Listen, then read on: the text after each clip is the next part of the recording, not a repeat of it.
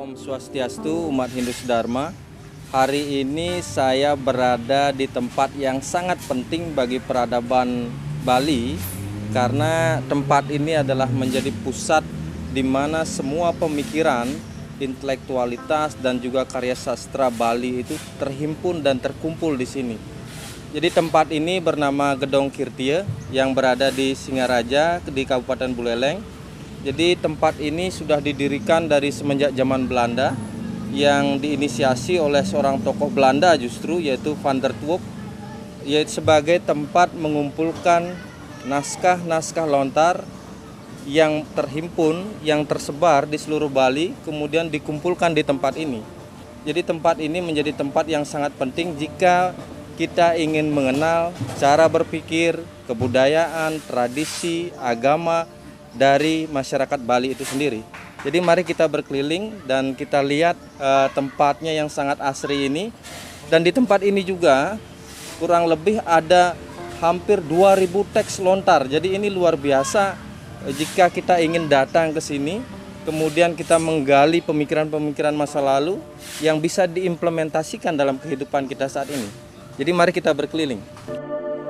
Warisan budaya bangsa Indonesia sangat beragam, baik berupa peninggalan fisik maupun non-fisik. Salah satu peninggalan yang cukup penting adalah prasasti berbahan daun lontar. Prasasti berbahan daun lontar ini banyak ditemukan di daerah Bali dan Lombok, dan sampai saat ini masih terpelihara dengan baik, walaupun sudah sangat berkurang jumlahnya akibat rusak termakan oleh usia. Saat ini, institusi yang masih melindungi dan melestarikan lontar adalah UPTD Gedong Kirtia. Berbicara Gedong Kirtia tak lepas dari jasa dua orang Belanda, yakni F.A. Liefring dan Dr. Van der Toep, yang telah mempelopori penelitian kebudayaan, adat istiadat dan bahasa di Bali. Ketertarikan mempelajari budaya Bali dan Lombok ini akhirnya ditindaklanjuti oleh LJJ Karen dan Dr. R. Purbacaraka, Dr. Stotterheim, Dr. Goris, Dr. Pigeon, dan Dr. Hoikas dengan membuat pertemuan di Kintamani. Dari hasil pertemuan ini lahirlah sebuah yayasan yang menitik beratkan kegiatan untuk menyimpan lontar, dan kegiatan ini dibantu oleh para pinandita dan raja-raja sebali.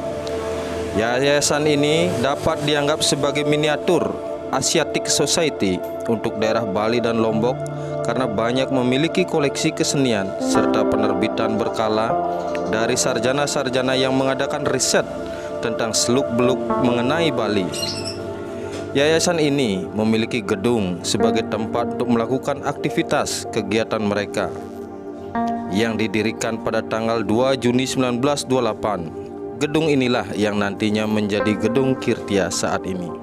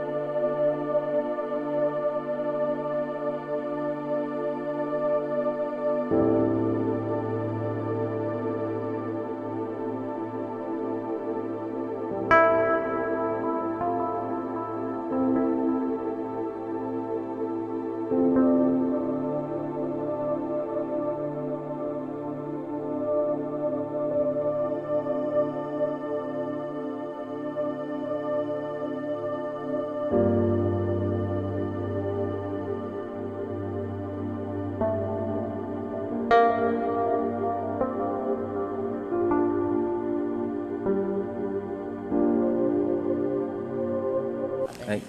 Om Swastiastu, umat Hindu Sedharma. Jadi hari ini saya bersama Ibu Kepala UPTD Gedong Kirtia. Jadi beliau baru pindah di sini juga, mungkin dulu tugas di luar, jadi Nusa Tenggara Timur, Ibu Dewayu namanya.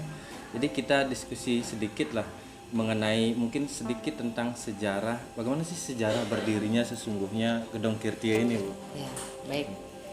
Jadi sebenarnya kalau kita berbicara tentang Gedung Kirtia itu tidak terlepas dari dua orang yang sangat berjasa, F. Alifring dan Van der Toep.